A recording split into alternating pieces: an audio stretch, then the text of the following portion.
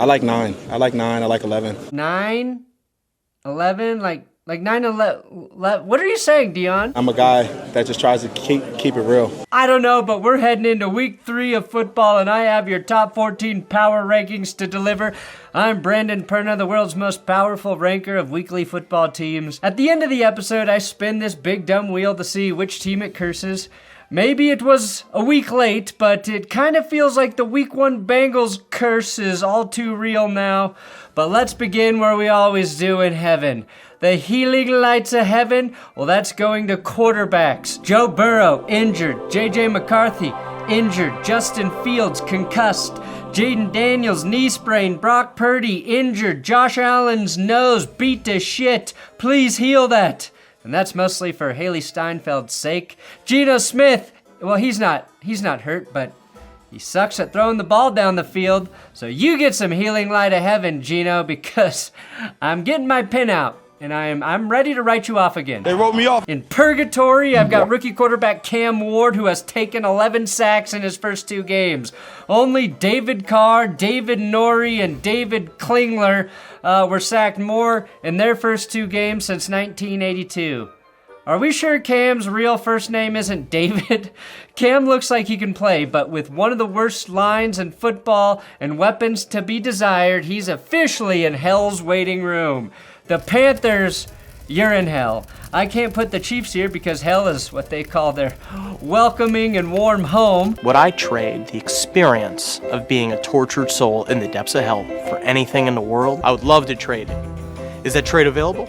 Carolina, though, lost guard Robert Hunt and center Austin Corbett with significant injuries, losing 2 starting linemen with a run game that's already struggling and a quarterback who needs a step stool to use the urinals in the locker room. That's hell. Also in hell, the Bears punter, Torrey Taylor, who has punted 92 times since Caleb Williams called him and told him he won't be punting much. Another person in hell, we kind of knew this, Tom Brady, who is now officially taking that Saudi blood money, oil money. We need that Saudi money bad.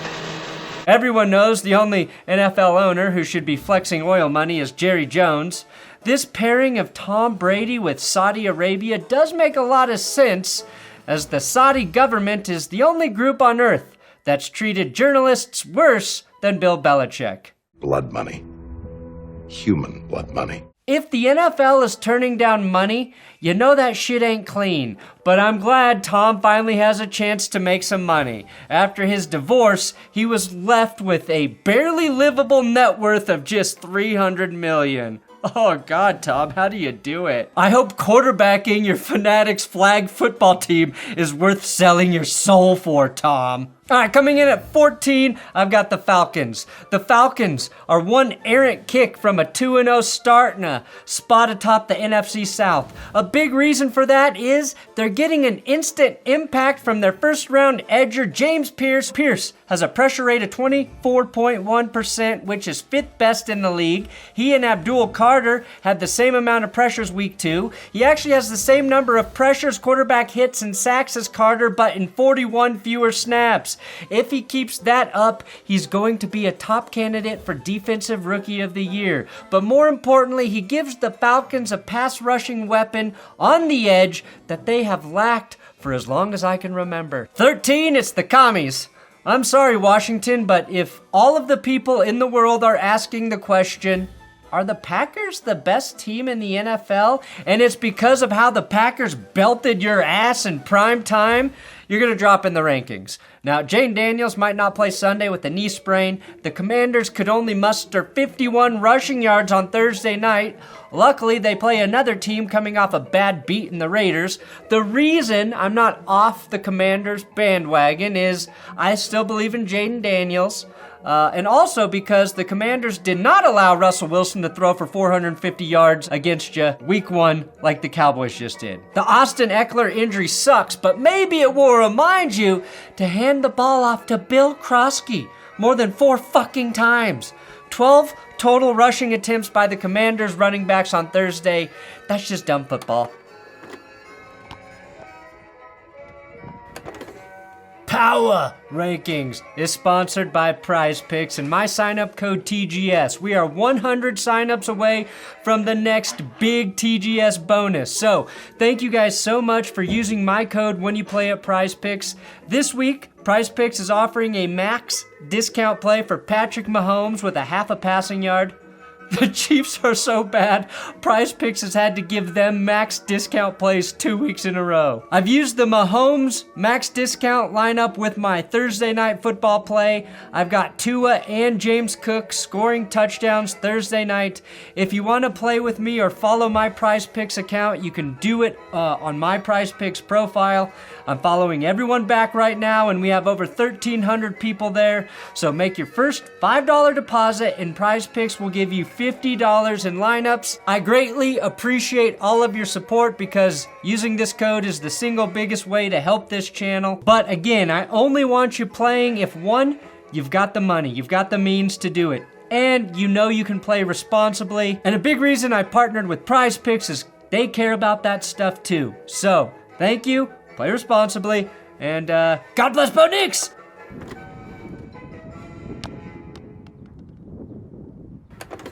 Number 12, the Bengals. I'm keeping you in the power rankings, Cincy. Don't forget you can get all of your curse shirts at benchwarmershop.com. You want to know what a winning stat is? One that you might not believe? Well, Jake Browning. Yes, Jake Browning has more game-winning drives since 2023 than Joe Burrow himself. Poor Joey B, though, is outpacing Andrew Luck in the number of times he's been sacked in his young career, and people are worried Burrow is going to retire early, just like Andrew Luck. But if you look at this graphic, Luck was hit almost 200 more times. And other than weird fashion, I don't think Joe Burrow has interests outside of football like Andrew Luck did. Jake Browning, assuming he doesn't throw several picks like he did last week, maybe you're going to be okay, Cincy. Maybe. Number 11, my Broncos. I'm giving my team one more week before I start to panic. Sean Payton took responsibility for calling an aggressive kick block formation at the end of the Colts game that resulted in that infamous leverage penalty. Leverage. Also, there's no shame in losing to last week's number one ranked team, the Colts. When Dre Greenlaw gets on the field for the Broncos defense, their one glaring weakness should be fixed, which is terrible linebacker play. And when he does get on the field, I just hope the NFL allows him to wear his jersey like this. Alex Singleton is a dog. We all know that. He played with a torn ACL for an entire game last year. He has a broken thumb right now, but he was a little bit slow before the ACL tear, and I think it's a real issue now. Elevate Lavelle Bailey off the P squad and figure out who should start between him and Kareem Reed. Number 10, the Eagles. Oh, how could the defending Super Bowl champions who are 2-0 after beating the Chiefs again fall from 7 to 10, Brandon? Firstly, the loser-ass Chiefs are an unranked team who have never won a game in the 2025 season. They suck, okay? That's the first part. Defeating the Chiefs at this point is like defeating the 0-16 Lions for all we know. Dylan Gabriel has more passing touchdowns this season than Jalen Hurts. So why don't you call me when your quarterback learns how to throw a fucking touchdown, Philly? Number 9, the Cardinals. And the 49ers. Only one division in the NFL has 3 teams that are 2-0, and that's the NFC West. I honestly don't know who's better, the 49ers with Mac Jones or the Cardinals with Kyler Murray. Luckily, we're going to find out on Sunday.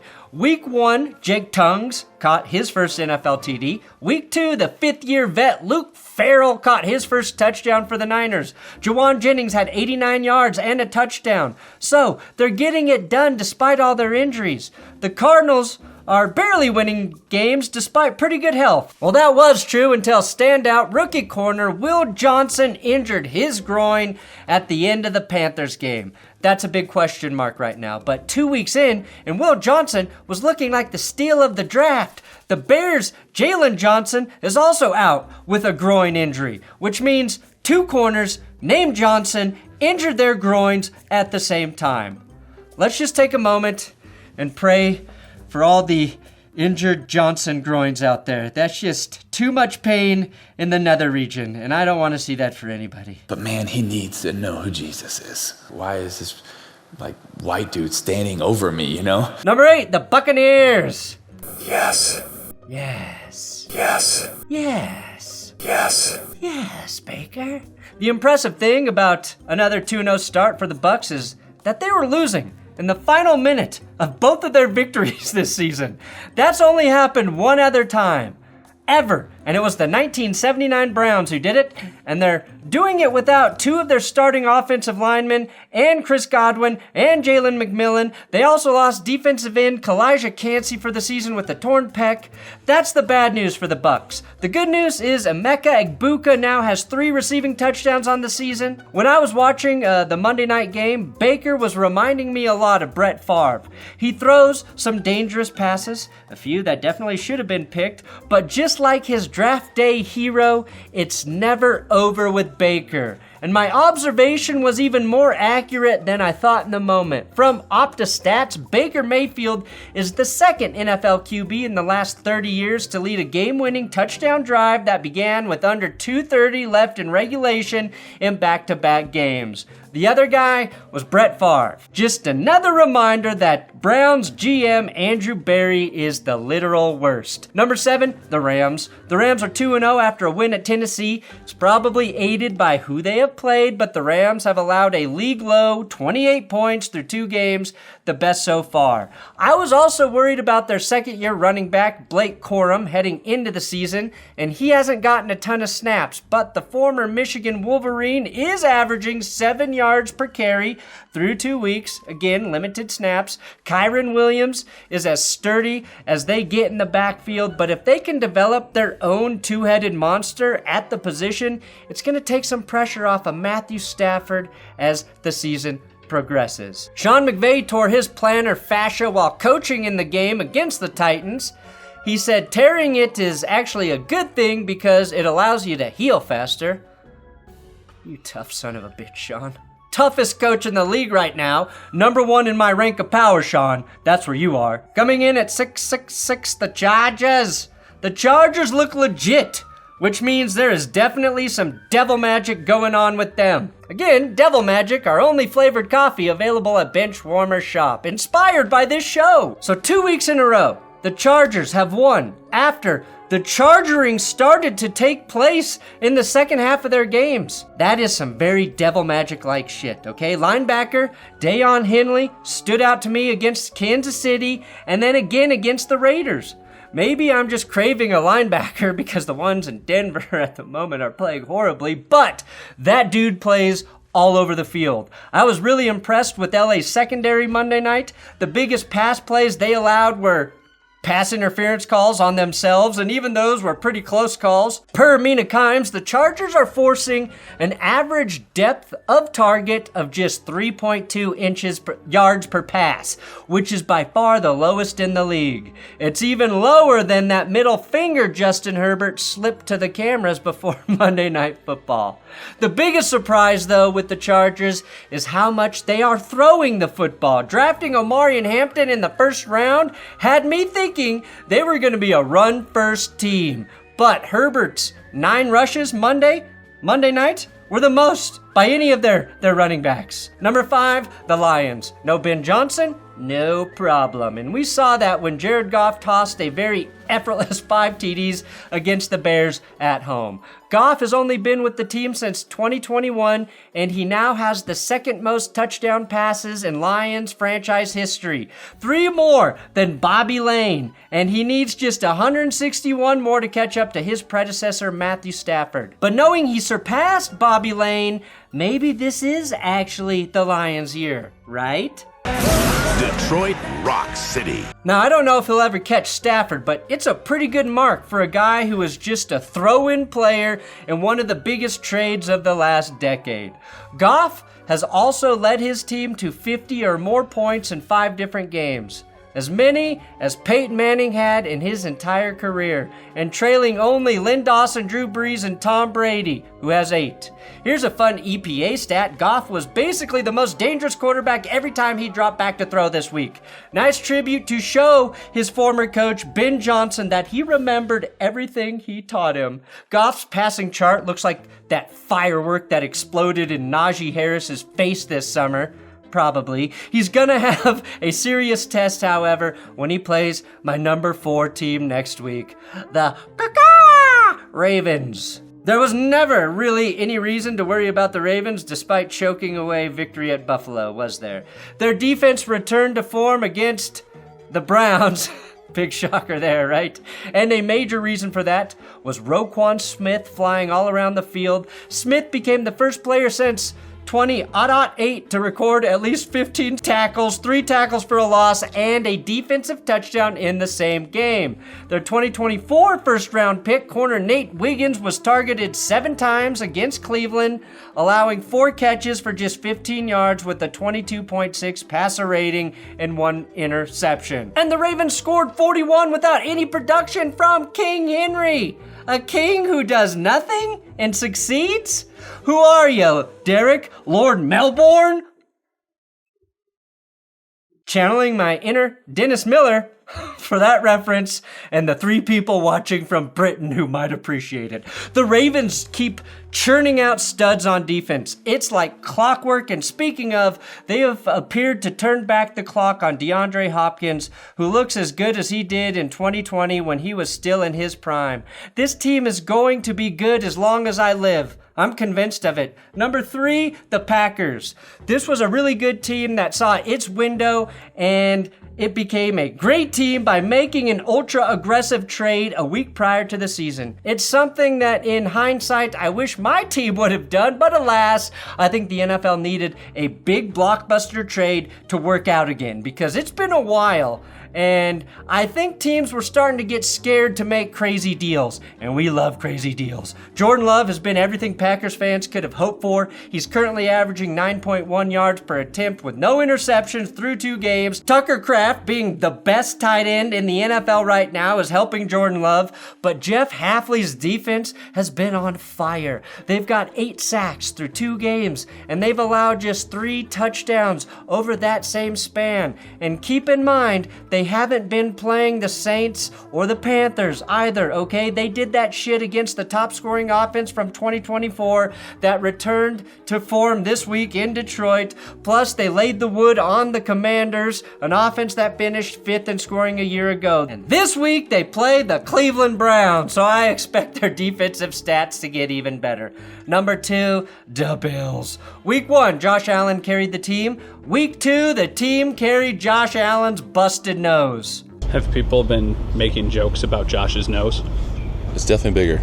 It's definitely bigger. Looks like Bosa now, but One of the big revelations this year for the Bills has been their free agent signing of Joey Bosa. Now, I'll be honest, I was very skeptical about Mr. Bosa, and I am still skeptical that he can play a full season. However, through 2 weeks of the season, he's Pro Football Focus's top-rated edge rusher with a grade of 91.5. That's pretty huge, because if they can get out of him what they thought they were going to get out of Von Miller in 2022, they're going to be really hard to beat. Bosa has also forced 3 fumbles in the first 2 games, the most in the league, where no other player has forced more than 1 fumble. And number 1, holding tough, goddamn right, it's the goddamn Colts.